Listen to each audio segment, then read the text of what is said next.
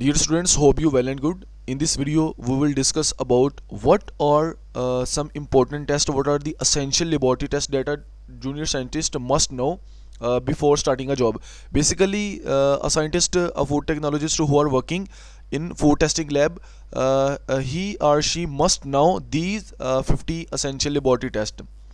Basically जो है जो फर्स्ट पार्ट था इस वीडियो का, उसमें मैंने आप लोगों के साथ काफ़ी ज़्यादा चीज़ें डिस्कस की थी कि आप लोगों की जो 30 जॉब रिस्पॉन्सिबिलिटीज़ थी वो मैंने आप लोगों को बताई थी कि आफ्टर योर हायरिंग या before hiring you must know what are your job responsibilities and what are your key job description. तो वो यहाँ पे मैंने 30 जो थी वो अनलिस्ट की थी और उसके बारे में हम लोगों ने बड़ी डिटेल के साथ जो है वो लेक्चर हम लोगों ने उसको तैयार किया था। मैंने उसके ऊपर आप लोगों को बड़े अच्छे तरीके से गाइड किया था।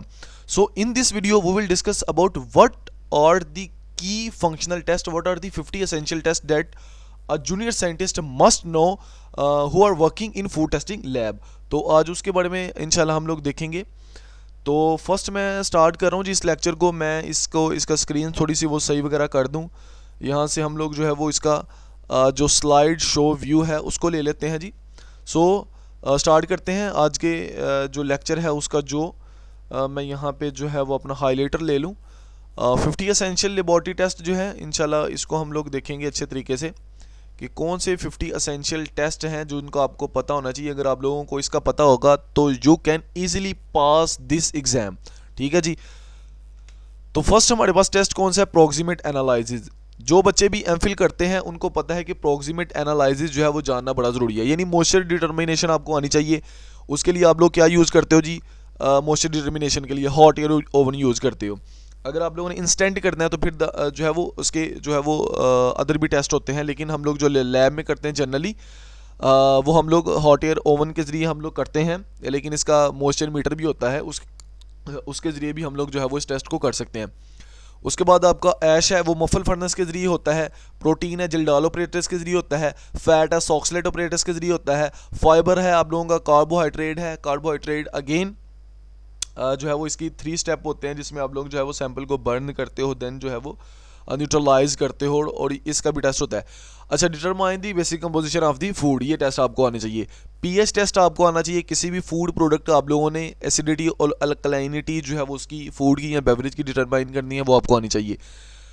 टाइट्रेटेबल एसिडिटी टेस्ट है, आपको किसी भी फूड प्रोडक्ट का जो है वो एसिडिटी टेस्ट आना चाहिए आपको। उसमें जो टोटल एसिड कंटेंट है, total acid content in the food यानी फ्रूट जूसेस हैं या डेयरी है उसमें से डिटरमाइन करने जो है वो आने चाहिए। उसके बाद आपको जो है वो ब्रिक्स को डिटरमाइन करना आना चाहिए, जो है जिसके लिए हम लोग रिफ्रैक्टोमीटर यूज़ करते हैं। उसमें सैंपल लगते हैं, बिल्कुल ये एक जो मार्कर होता है उसकी तरह का ये इंस्ट्रूमेंट होता है। अच्छा, उसके बाद जो है वो आपको वाटर एक्टिविटी, मॉइस्चर परसेंटेज और वाटर एक्टिविटी, एक तो इसका डिफरेंस पता होना चाहिए, दूसरा वाटर एक्टिविटी को चेक करने का जो टेस्ट है वो भी आप लोगों को आना चाहिए। Assess the availability of the water for microbial growth. ठीक है जी। अच्छा, टोटल सॉल्वर टीएसएस जो होते हैं ये किसी भी फूड के, ठीक है, लिक्विड फूड के जो है वो टीएसएस जो शुगर कंसनट्रेशन आपको बताते हैं, जिसके लिए हम लोग जो है वो डिफरेंट काइंड के इंस्ट्रूमेंट यूज़ करते हैं टीएसएस के लिए। इसके लिए हम लोग वैसे जो रिफ्रैक्टोमीटर है ये ब्रिक्स भी बताता है और टीएसएस भी, इससे हम लोग किसी तरीके से निकाल सकते हैं। उसके बाद जो है वो टीएसएस मीटर भी होता है आपके पास, जिसके ज़रिए आप लोग जो है वो सॉरी टीडीएस मीटर भी होता है, इसको भी आप लोगों ने याद रखना है, जिससे आप लोगों को वाटर के टोटल डिसॉल्व सॉलिड जो है वो चेक करते हो। अच्छा, लिपिड ऑक्सीडेशन परऑक्साइड वैल्यू आपको निकाल लेनी चाहिए, ठीक है। और टीएटी टेस्ट होता है, और एक यहाँ पे टीएटी टेस्ट होता है, थ्योबार ब्यूटेरिक एसिड। इसका भी जो टेस्ट है, जो रेंसिडिटी वगैरह को हम लोग ऑयल में रेंसिडिटी वगैरह को चेक करते हैं, इस टेस्ट से ये आपको पता होना चाहिए। स्पोनिफिकेशन वैल्यू बहुत ही इंपॉर्टेंट टेस्ट है, इसका भी आप लोगों को पता होना चाहिए। ये फ्री फैटी एसिड को डिटरमाइन करता है, ठीक है, याद रखना है इसको। सो ये एमसीक्यूज भी आ सकते हैं कि what are essential test for the determination of free fatty acid, तो उसका भी जो है वो आपको पता होना चाहिए। आयोडीन वैल्यू जो है वो भी आपको निकालनी आनी चाहिए, वो भी उसका टेस्ट भी आपको आना चाहिए। डिग्री ऑफ अनसैचुरेशन जो है वो फैट और ऑयल की बताता है आपको। मेल्टिंग पॉइंट डिटर्मिनेशन जो टेस्ट है वो आप लोगों को आना चाहिए, मेल्टिंग पॉइंट जो डिटरमाइन करना आपको आना चाहिए। उसके एक मिनट मैं यहाँ पे इसका जो कलर है वो चेंज कर लूँ। उसके बाद जो है मेल्टिंग पॉइंट डिटरमाइन, यानी मार्जरीन है आपके पास, मार्जरीन हो गई, बटर हो गया, इनका दोनों का डिफरेंस पता होना चाहिए, टेस्ट का पता होना चाहिए आप लोगों को। अच्छा, अल्कोहल कंटेंट है, अल्कोहल कंटेंट जो है वो डिटरमाइन करने आपको आने चाहिए किसी भी अल्कोहलिक बेवरेज में, डिस्टिलेशन का जो मेथड होता है। अच्छा, उसके बाद विस्कोसिटी है, विस्कोमीटर होता है, इसके जरिए ये आप लोगों को यानी थिकनेस वगैरह फ्लूइड की जो है वो डिटरमाइन करनी चाहिए। कलर मेजरमेंट है, इसके लिए क्लोरीमीटर होता है आप लोगों के पास, ठीक है, Hunter lab, Loewi bond scale, तो इसका भी जो है वो आपको क्लोरीमीटर के साथ जो है वो आप लोगों को कलर मेजरमेंट जो है वो करनी आनी चाहिए। ब्राउनिंग इंडेक्स जो है, ये वाला टेस्ट जो है, जो नॉन एंजाइमेटिक ब्राउनिंग जो फूड्स होते हैं उनमें नॉन एंजाइमेटिक ब्राउनिंग और नॉन एंजाइमेटिक ब्राउनिंग जो है वो इसका जो टेस्ट है वो भी आप लोगों को जो है वो आना चाहिए। मैं यहाँ पे इसको बार बार चेंज कर रहा हूँ ताकि आप लोगों को जो है, ठीक है, अब ये वाला ठीक है। अच्छा, हैवी मेटल का टेस्ट है, जैसे आप लोगों के पास लेड है, आपके पास आर्सेनिक है, आपके पास मर्करी है, आपके पास कैडमियम है, तो ये जो हैवी मेटल्स हैं इनका टेस्ट, इनकी डिटेक्शन का टेस्ट जो है वो फूड में से वो आपको आना चाहिए। एफ्लाटॉक्सिन है जो है उसका जो टेस्ट है वो आपको आना चाहिए। माइकोटॉक्सिन है, डेयरी प्रोडक्ट्स हैं, नट्स हैं, उसमें जो है वो एलिजा है, HPLC है, इसके ज़रिए जो है वो आपको इस टेस्ट को भी डिटर्मिनेशन जो है वो आनी चाहिए आपको। ये जो HPLC है इसको याद रखना, बड़ा इंपॉर्टेंट टेस्ट है ये जो है, HPLC और एलिजा टेक्निक, ये जो है ये आपको जो है वो यूज़ करनी, और इस टेक्निक के सारा स्टेप और सारे प्रोसेस और प्रोसीजर का पता होना चाहिए। अच्छा, उसके बाद जो है फूड प्रिजर्वेटिव का टेस्ट आपको आना चाहिए, यानी अगर फूड में जो है वो आर्टिफिशियल प्रिजर्वेटिव जो है वो हम लोग यूज़ कर रहे हैं, तो यानी सल्फाइड्स हैं, सॉर्बेट्स हैं, आपके पास बेंजोएट हैं, ठीक है, तो इसकी डिटेक्शन का जो टेस्ट है वो भी आप लोगों को जो है वो आना चाहिए। न्यूट्रिशनल लेबल वेरिफिकेशन है, यानी कैलोरिक कंटेंट है, उसमें मैक्रोन्यूट्रेंट कितने हैं, उसमें जो है वो विटामिन कितने हैं, मिनरल्स कितने हैं, ज़ाहिर है इन सारे के सारे टेस्ट को आपको पता होना चाहिए। पेस्टिसाइड रेजिड्यू है, किसी भी फूड में जो है वो गैस क्रोमेटोग्राफी के जरिए हम लोग वो पेस्टिसाइड रेजिड्यू जो है उसको डिटेक्ट करते हैं, वो टेस्ट आपको आना चाहिए।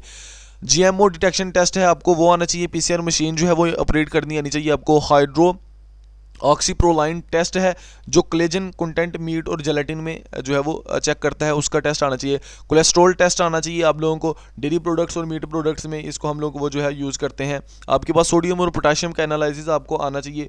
फ्लेम फोटोमेट्री जो है उसका प्रोसेस आना चाहिए आप लोगों के पास। नंबर 24 है आप लोगों के पास वाटर हार्डनेस टेस्ट है, आप लोगों को पता होना चाहिए कि वाटर की हार्डनेस जो है, मिनरल कंसनट्रेशन जो वाटर में है वो कैसे डिटेक्ट करते हैं, उसका पता होना चाहिए। फूड की अडल्ट्रेशन का 25 के ऊपर टेस्ट है, यानी आप लोगों ने आइडेंटिफाई करना है कंटेमिनेंट्स लाइक स्टार्च और milk, starch in milk, urea, wheat flour, और ये जो सिंथेटिक कलर वगैरह, डाइज वगैरह स्पाइसेस में हम लोग यूज़ करते हैं, उसका भी टेस्ट आप लोगों को आना चाहिए। अच्छा, 26 की बात कर लें, माइक्रोबायोलॉजिकल कुछ टेस्ट हैं जो कि एक फूड टेस्टिंग लैब में काम करने वाले फूड साइंटिस्ट को जो है वो लाजमी पता होना चाहिए। उसमें जो है वो टोटल प्लेट काउंट है आप लोगों के पास, यानी आप लोगों को वायबल बैक्टीरिया जो है काउंट जो है वो उनका पता होना चाहिए, कैसे निकालते हैं। यीस्ट और मोल्ड का काउंट जो है उसका पता होना चाहिए, कैसे हम लोग उसको डिटेक्ट करते हैं, यानी फंगल कंटेमिनेशन जो फूड प्रोडक्ट्स में है उसको पता होना चाहिए। कोलीफॉर्म और इकोलाई का टेस्टिंग वगैरह जो है, ज़ाहिर है जो फीकल कंटेमिनेशन होती है वाटर में या डेयरी में या फ्रेश फूड प्रोडक्ट्स जो होते हैं उसमें जो है वो कोलीफॉर्म आ सकता है, इकोलाई आ सकता है, तो इनकी डिटेक्शन का टेस्ट भी वो आपको पता होना चाहिए। बेसिकली ये फूड माइक्रोबायोलॉजी के सारे टेस्ट हैं, इन टेस्ट का आप लोगों को पता होना चाहिए। साल्मोनेला की डिटेक्शन का पता होना चाहिए कि आप लोग कैसे जो है वो पोल्ट्री में साल्मोनेला, एग में और डेयरी प्रोडक्ट्स में जो है वो साल्मोनेला की कैसे डिटेक्शन कर सकते हो। साल्मोनेला एक बैक्टीरिया है और ये फूड पॉइजनिंग का one of the most important और जो most food borne disease cause करने का जो एक बैक्टीरिया है वो साल्मोनेला, इसका नाम आप लोगों ने याद रख लें। लिस्टेरिया है, लिस्टेरिया मोनोसाइटोजिन है, ठीक है, इसकी भी डिटेक्शन का आप लोगों को तरीकाकार आना चाहिए। आपको स्टेफाइलोकोकस ऑरियस है, इसका भी फूड प्रोडक्ट्स में ज़ाहिर है ये भी फूड को स्पॉइल करता है, जो उसको खाता है उसको फूड पॉइजनिंग करता है, तो इसकी डिटेक्शन का तरीकाकार भी आपको आना चाहिए। क्लोस्ट्रीडियम परफरिंजन टेस्ट है, यानी जो आइडेंटिफाई एनारोबिक जो बैक्टीरिया हैं मीट में और आप लोगों के पास कैंड फूड में, उसकी डिटेक्शन का तरीकाकार भी आपको आना चाहिए। बैसिलस सीरियस टेस्ट भी आपको आना चाहिए, विब्रियो का टेस्ट आना चाहिए। ये कुछ माइक्रोबायोलॉजिकल एनालिसिस है। एनारोबिक बैक्टीरिया की टेस्टिंग है, यानी स्पॉइलेज चेक करने के लिए, बैक्टीरियल स्पॉइलेज चेक करने के लिए। सी फूड में जो है वो विब्रियो कोलेरा जो है उसको, कोलेरा का जो है वो वाटर सैंपल कैसे टेस्ट करना है जिससे वो डिटेक्ट हो जाए। सी फूड को कैसे डिटेक्ट करना है कि आया इसमें विब्रियो प्रेजेंट है या नहीं है। ऐसी एंटीबायोटिक रेजिड्यू का टेस्ट आप लोगों ने चेक करना है कि मीट में, मिल्क में, एग में जो है वो एंटीबायोटिक के रेजिड्यू आ रहे हैं या नहीं आ रहे। लैल टेस्ट होता है, उसको हम लोग कहते हैं एंडोटॉक्सिन टेस्ट। ये जो है बैक्टीरियल जो एंडोटॉक्सिन्स होते हैं फूड इंग्रेडिएंट्स में, उसकी डिटेक्शन के लिए ये टेस्ट किया जाता है। आपको ये टेस्ट भी करना आना चाहिए। माइक्रोबियल स्पॉइलेज का टेस्ट है, जिसमें जो है वो जाहिर है फूड जो है वो माइक्रो ऑर्गेनिज्म की वजह से स्पॉइल होता है, तो उसका पता होना चाहिए आपको वो टेस्ट जो है वो कैसे परफॉर्म करना है। रैपिड एडीपी बायोल्यूमिनेसेंस टेस्ट है, इसका भी आप लोगों को पता होना चाहिए for the monitoring of hygiene और फूड सर्विसेज की जो जाहिर है हाइजीन चेक करने के लिए उसको हम लोग जो है वो रैपिड एटीबी टेस्ट करते हैं। इसकी छोटी सी एक किट होती है, ये भी जो है वो आपको लाजमी आना चाहिए। नेक्स्ट हम बात कर लें फूड क्वालिटी की, और 40 नंबर के ऊपर ये टेस्ट है सेंसरी इवैल्यूएशन के लिए। आप लोगों को टेक्सचर एनालाइजर टूल जो है टेक्सचर एनालिसिस करना जो आना चाहिए, यानी उसकी हार्डनेस क्या है, क्रिस्पनेस क्या है, उसका स्मेल कैसी है, उसका टेस्ट कैसा है, ये सारे के सारे हेडोनिक स्केल वगैरह जो टेस्ट वगैरह है वो आप लोगों को जो है वो परफॉर्म करने आने चाहिए। तो फूड टेक्सचर का टेस्ट आपको आना चाहिए। 41 की बात कर ली जाए, टेस्ट, अरोमा, फ्लेवर जो है वो आपको जो है वो फूड प्रोडक्ट में जो है वो डिटरमाइन करना आना चाहिए। How to deal with train जो सेंसरी पैनल होता है, जो आप लोग जो हेडोनिक स्केल का एक परफॉर्मर बनाते हो, आपको वो परफॉर्मर जो है वो बनाना आना चाहिए। वाटर अब्जॉर्प्शन और रियोलॉजी कल टेस्ट है, जिसमें फेरिंगोग्राफ और एक्सटेंसोग्राफ और माइलोग्राफ जिसमें हम लोग वो जो है बनाते हैं। ये भी बेकिंग इंडस्ट्री में बड़ा इंपॉर्टेंट टेस्ट है। फ्लोर की क्वालिटी वगैरह को हम लोग चेक करते हैं, इसका भी आपको पता होना चाहिए। कुकिंग यील्ड टेस्ट है, इसका भी पता होना चाहिए। Measure the weight loss of meat, pasta और ग्रेन्स, ठीक है, इसका आपको पता होना चाहिए। नंबर 44 की फोमिंग जो टेस्ट होता है, जो स्टेबिलिटी टेस्ट होता है, इसका भी आपको पता होना चाहिए, यानी एग में कितनी फोमिंग बन रही है एग वाइट की वजह से, और डेयरी प्रोडक्ट्स में फोमिंग की क्या वजह है, स्टेबिलिटी टेस्ट जो है वो आपको आना चाहिए। 45 की बात कर लें, इमल्सिफिकेशन कैपेसिटी टेस्ट है आप लोगों के पास। आप लोग इमल्सिफिकेशन प्रॉपर्टीज़ डेयरी की और ऑयल की जो है वो इमल्सिफिकेशन प्रॉपर्टीज़ जो है वो आप लोगों को चेक करनी आनी चाहिए। 46 की बात कर ली जाए, थाइंग और फ्रीजिंग टेस्ट, स्टेबिलिटी टेस्ट जो है वो आपको आना चाहिए, यानी क्रिस्टल फॉर्मेशन फूड प्रोडक्ट्स में बड़े साइज़ के बन रहे हैं, छोटे साइज़ के बने हैं, ज़ाहिर है क्रिस्टल फॉर्मेशन अगर बनती है तो वो जो है वो एक डिफेक्ट होता है। उसको भी जो है वो आप लोगों ने उसको जो डिटरमाइन करना, सेफ क्रिस्टल लिमिट कितनी है, उसकी जो लेंथ है वो कितनी होनी चाहिए, कितने मिलीमीटर होनी चाहिए, तो वो जो है वो आपको जो है वो आना चाहिए इसको डिटरमाइन करना। वाटर होल्डिंग कैपेसिटी टेस्ट जो है वो आपको पता होना चाहिए कि मॉइस्चर रिटेंशन जो है वो मीट में कितनी होनी चाहिए जनरली, और डेयरी में क्या होनी चाहिए, ये आपको आना चाहिए। हीट स्टेबिलिटी टेस्ट का पता होना चाहिए। ऑक्सीडेटिव स्टेबिलिटी ऑफ ऑयल, जिसको आप लोग नैन्सी में टेस्ट कहते हो, इसका आपको पता होना चाहिए, जिसमें ऑक्सीडेटिव रेजिस्टेंस ऑफ फैट और ऑयल की आप लोग चेक करते हो।